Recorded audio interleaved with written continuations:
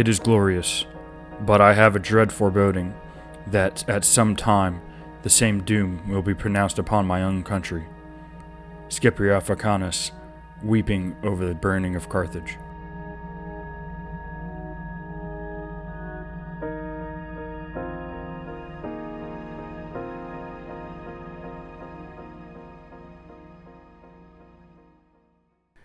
Welcome, ladies and gentlemen, to the GapFillers podcast, episode number 8.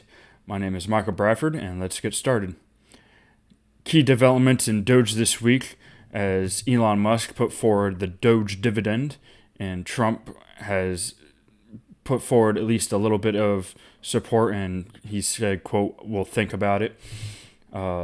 Some egg prices have gone through the roof this month.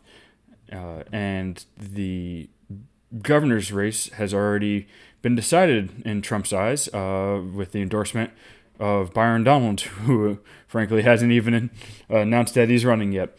Much to the chagrin of of a lot of people who want Ron DeSantis' wife, Casey, to run for the governorship. But we'll cover that in a little bit.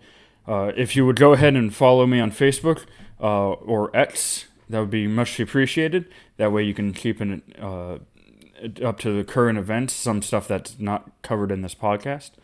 Also, if you would go ahead and hit the notifications bell and follow me on Spotify, that would be much great.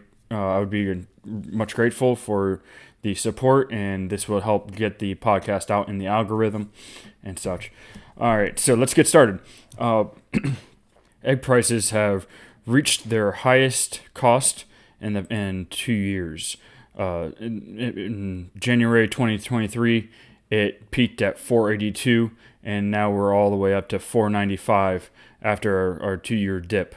Egg prices are a very volatile commodity because of the size of herds and stuff like that. That's something I want to cover this week. And that's basically going to be the topic of this show is inflation, and how it affects and how we view monetary policy and where inflation is actually caused by. Egg prices are highly volatile because of herds, and there's a flu bird flu going around, and the USDA has demanded the culling of herd sizes to mitigate the spread. And this, when you have less chickens laying eggs, you're going to have less eggs. So that's the way that kind of inflation works. It's an egg to dollar ratio, as with everything in inflation.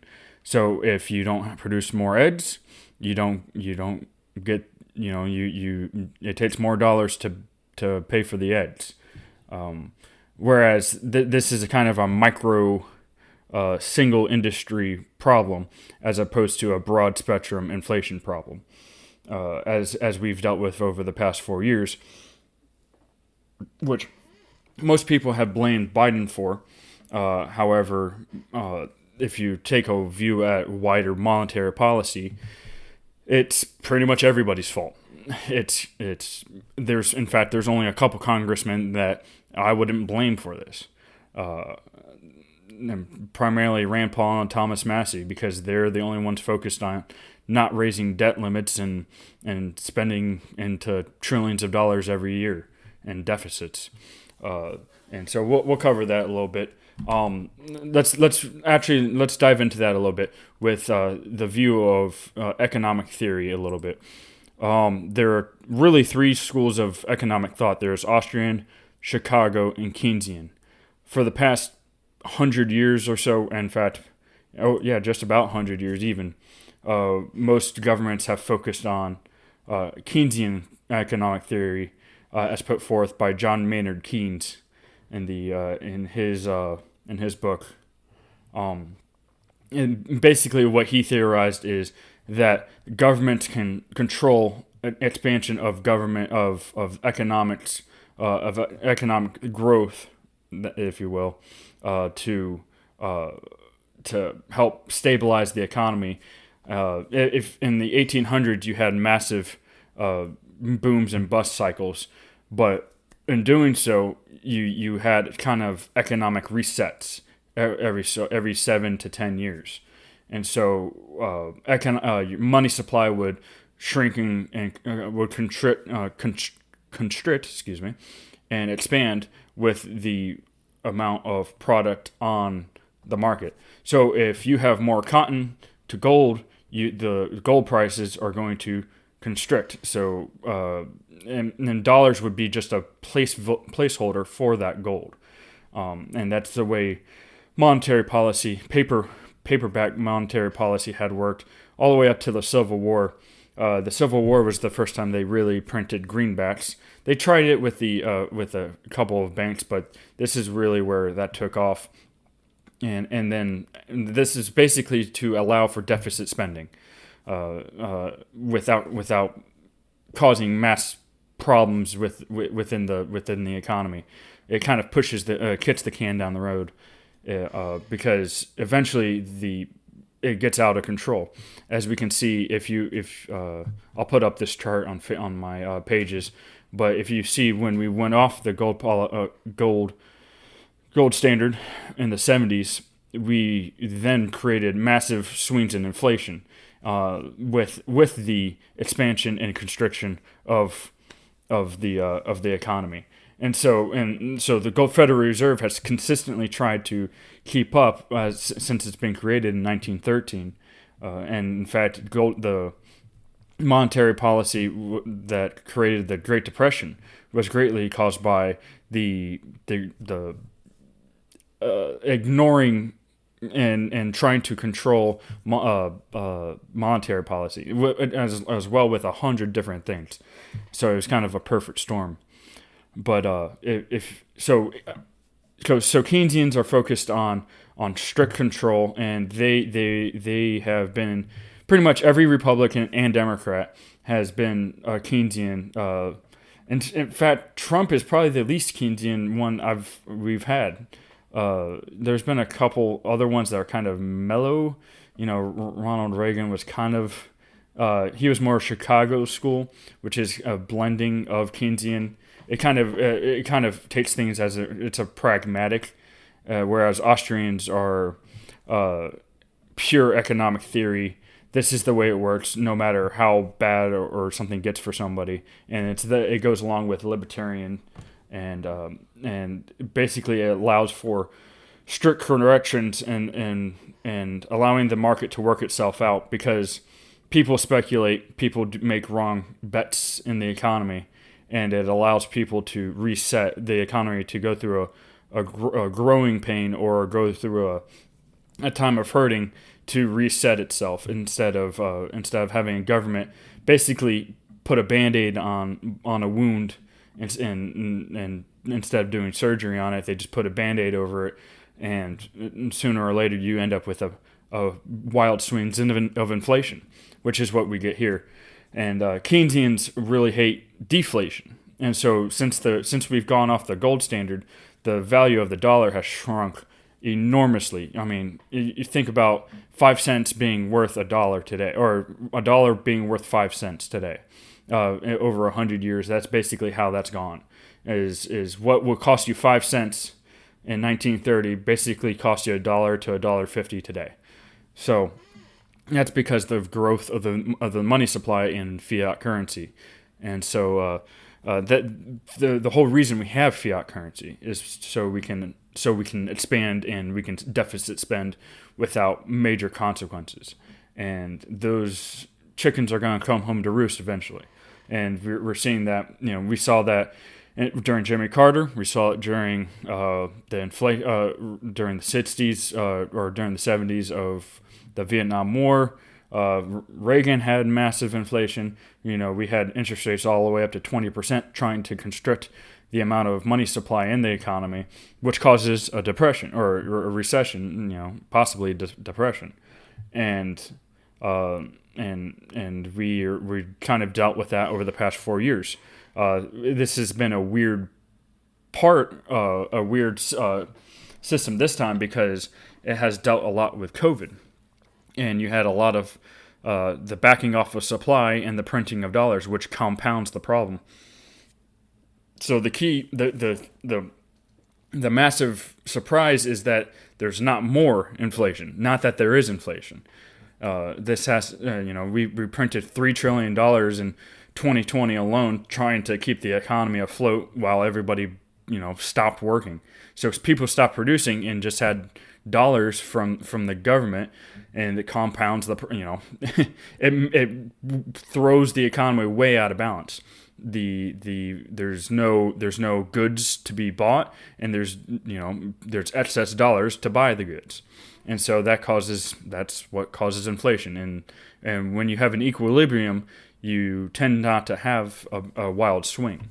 It's when that equilibrium gets thrown off that the issue really comes about. And so with EDS, it's not a major thing. It just is going to take a rebalance of the supply as opposed to the monetary policy. So there's not really a huge thing you can do. You can encourage people to grow chicken or raise chickens to full growth instead of using them as eggs, and then you can have more chickens to grow to lay eggs, as opposed to equal the amount of dollars chasing those eggs. And that's where the agricultural prices have always had wild swings because of that. In fact, one of the reasons we have corn and everything is because the government subsidizes corn, so there isn't wild swings. And same with soybeans. And so that's why they pass an annual farm bill every year to kind of stabilize the rate of growth or rate of inflation or the wild swings rather in the cost of grocery prices. And so that's why that's one of the reasons why they have that. And basically the government pays an even number to subsidize the growing of corn, wheat, and soybeans. So agriculture has always for eternity, all the way back to Joseph, you had the 7 years of plenty and the 7 years of famine, and ironically that tends to be how economics works. Is it's supposed to be 7 years of plenty but 7 years of constriction, and it kind of and in an upward trajectory, but it kind of bounces up and down along that equilibrium of growth. Where this fiat currency becomes a problem is when you have wild swings, and that's actually brings me into my next topic, is that people are slamming Elon Musk's DOGE dividend because they think injecting $5,000 per individual into the economy would create massive inflation.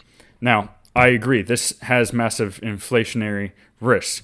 However, comparing the $300, $400, $1,200 checks that we got during COVID, it doesn't bear an ounce that, because where did most of the money go? It didn't go to individuals getting checks, household getting checks. It went to businesses. It went to PPP loans. It went to massive,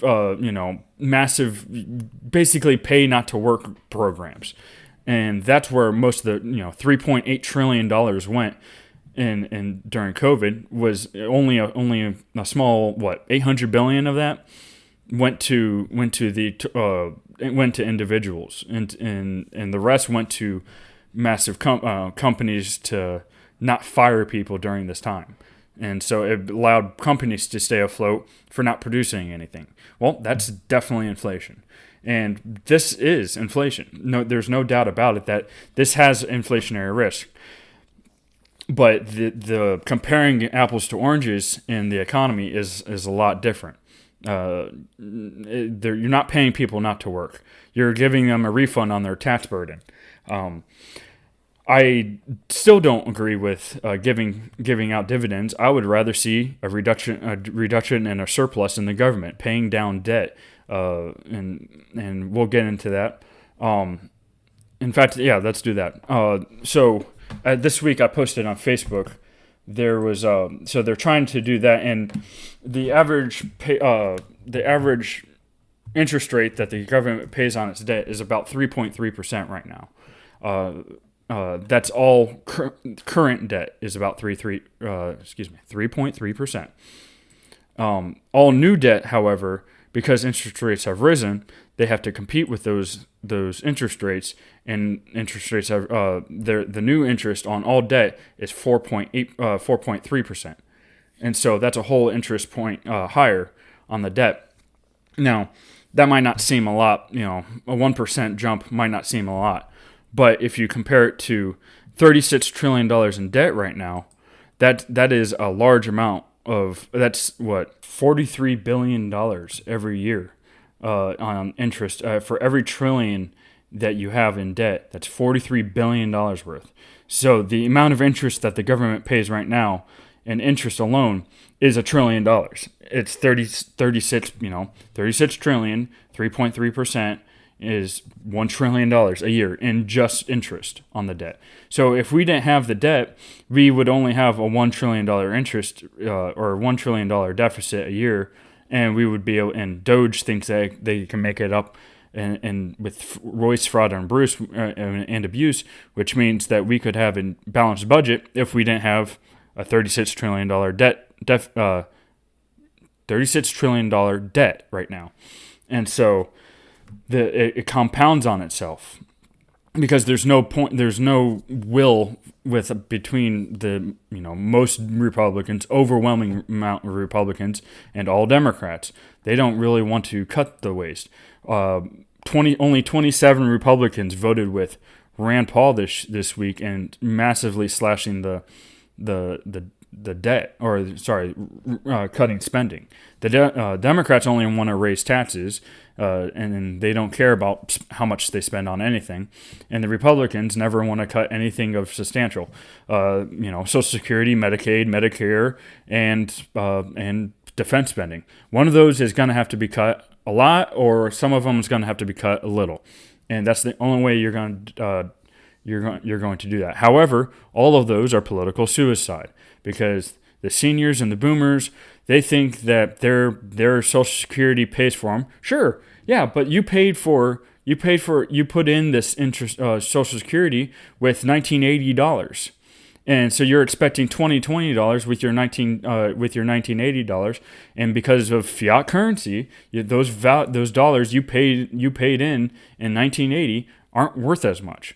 And so the government is constantly running this Ponzi scheme in Social Security and Medicare, and there's not as much people on the bottom of the pyramid anymore compared to how much there originally were, especially during the baby boomer ages. The birth rate has substantially declined, and there's the amount of workers to retirees has gone way up. So the ratio has been thrown way off, and so people either need to put in a lot more or take in less, and those are your two options. You can supplement it. People don't want the hard stuff either way. Nobody wants to be taxed more, and nobody wants to cut their benefits because they have been promised. It's an entitlement, and it's old people welfare is what Social Security is. It's to help supplement people who didn't save and put away, so they don't have to work for the last 30 years of their life. And I'm really anti-retirement. I'm not saying that people shouldn't be able to enjoy the end of their life and have to work their fingers to the bone, but you should continue. You should continue to contribute to society in some form or fashion. I would view a worker's kind of benefit, if you will. So if you're a senior and you're working, I would be more likely to want to give you more money, as a way of, it's the same thing with entitlements, right? I would rather pay somebody to supplement somebody working for minimum wage than to pay for them to be on welfare, period, and not work at all. And so, there's some sort of balance there, and I'm going to cover that in a future podcast at some point. But at the end of the day, inflation kills the value of your dollar, because we work with a fiat currency, it's no longer a monetary policy. It's a monetary policy and not a currency anymore. And so it's no longer a holder of value. It's a ever changing good price as everything else. And so so you can you think about if you were to barter eggs for bacon. So there would be equilibrium at some point for 2 eggs equals 2 strips of bacon, or 1 strip of bacon. So let's say. So if you have 2 eggs and you trade it for 1 piece of bacon, that's good. That's the trade. However, if there are more people producing a lot more eggs, then the value per bacon is going to go down. So then it's going to take 4 eggs to trade for 1 strip of bacon because there's so many eggs on the market. There are people trying to get rid of their eggs in order to trade for the bacon. And what that should do in an Austrian economy, it should increase the amount of bacon because people will then raise more pigs and slaughter more pigs in order to to receive more eggs. And so because the value of eggs to bacon is out of equilibrium, it's constantly changing. And what a dollar does, it kind of puts it as a middleman, right? So if you have a gold-backed dollar, and that dollar is always worth, let's say an ounce of gold, just for round number sake, okay? So you can sell 2 eggs for 1 piece of gold, and 1 piece of gold will always make 1 piece of bacon. Now, what changes is it still changes the amount of eggs to bacon, but you got a dollar value, so you don't constantly have to have a piece of bacon, or you don't have to constantly hold on to an egg.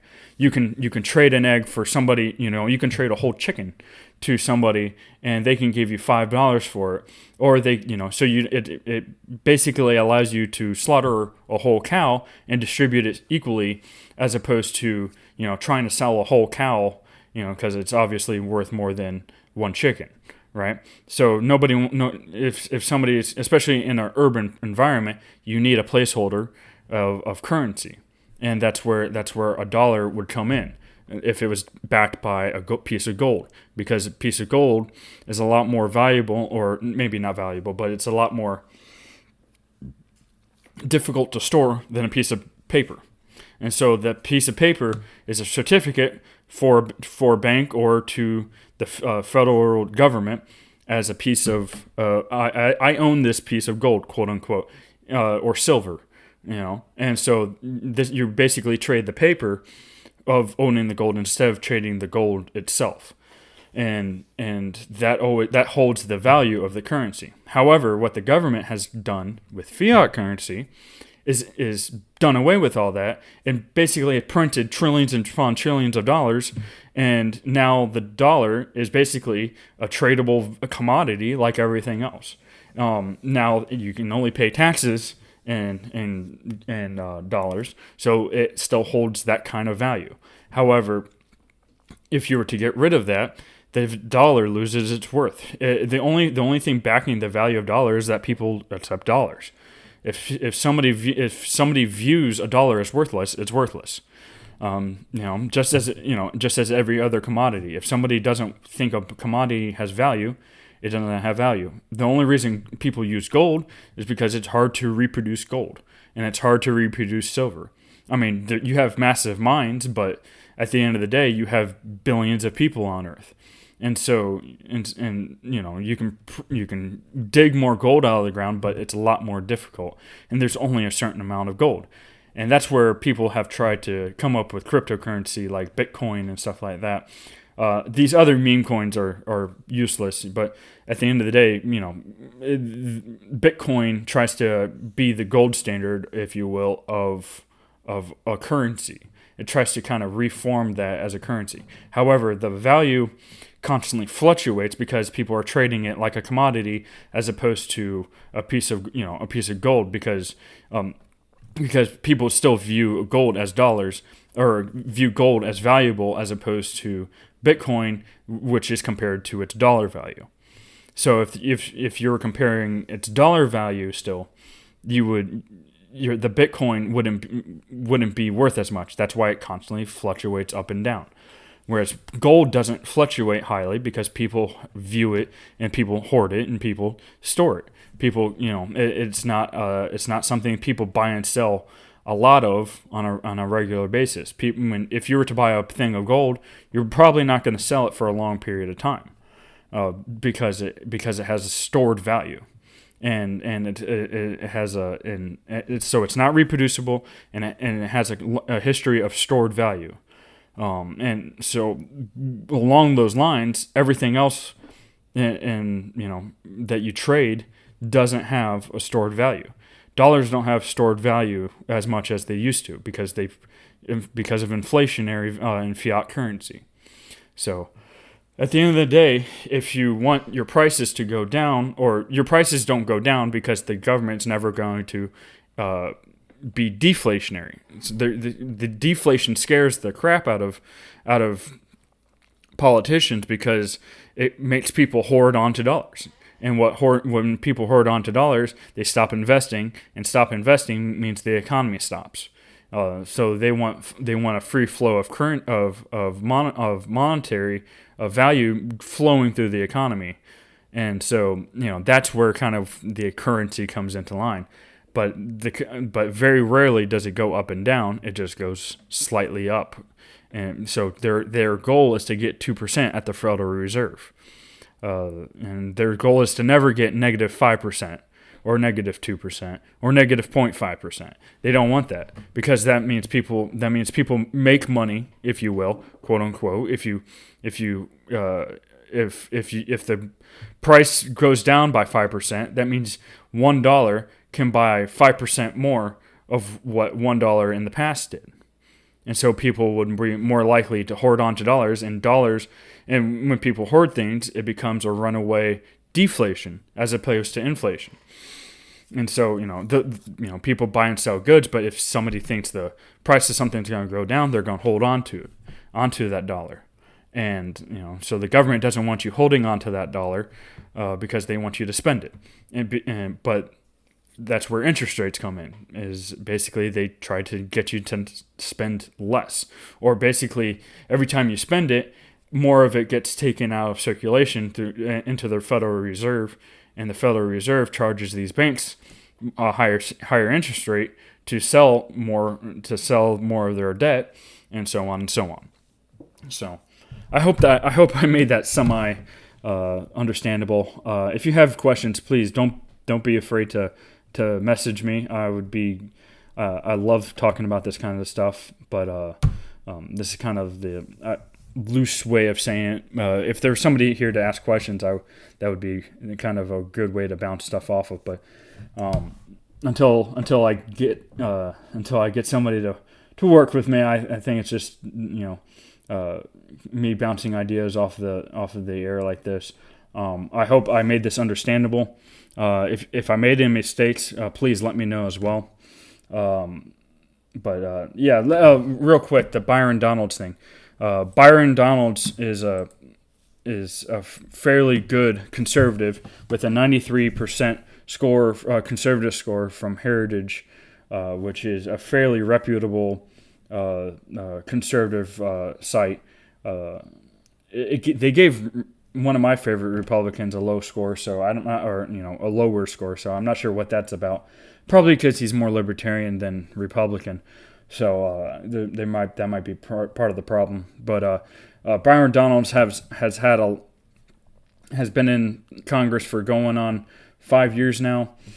He seems to be a very passionate Republican, as opposed to, and not as squishy as a lot of other Republicans, which. Trump's endorsements have been all over the board for me. He endorses Byron Donalds, good. Then he endorses Mike Rogers in Michigan. Why? Then he, in Florida, he's made a good pick and he's made a bad pick. There's been Fine with Randy Fine.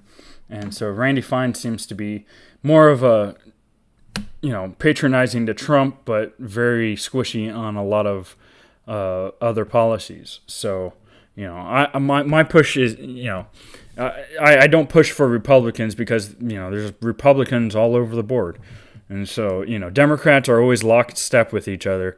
You know what you're going to get bad with with a Democrat. You have to see through a Republican, and that's why primaries are probably the most important thing for a Republican as opposed to the general election, because that's where you choose whether it's going to be a good Republican or bad Republican.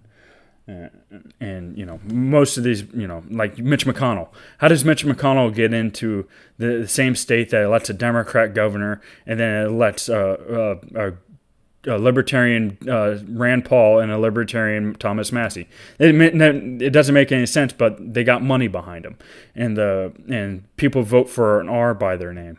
And obviously, Kentucky, governors have been in off elections, and Republicans have been really slacking lately with paying attention during midterms or during other portions of the when they're not elected by Donald Trump. If Donald Trump's not being elected, MAGA really doesn't care about who's being elected at the end of the day. And so Republicans get a lot lower turnout and get squashed on down tickets where they have no business being squashed. Two of the Republicans this past year, or two of the congressmen that flipped the seats that flipped were in Louisiana and Alabama this year. So why?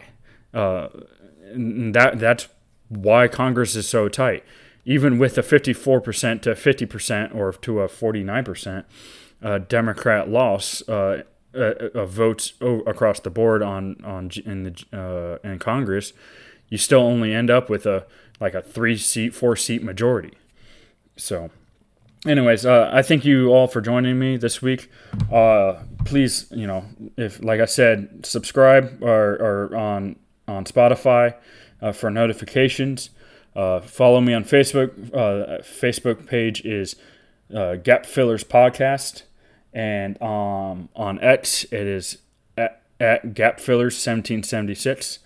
Thank you for joining me, and have a good week.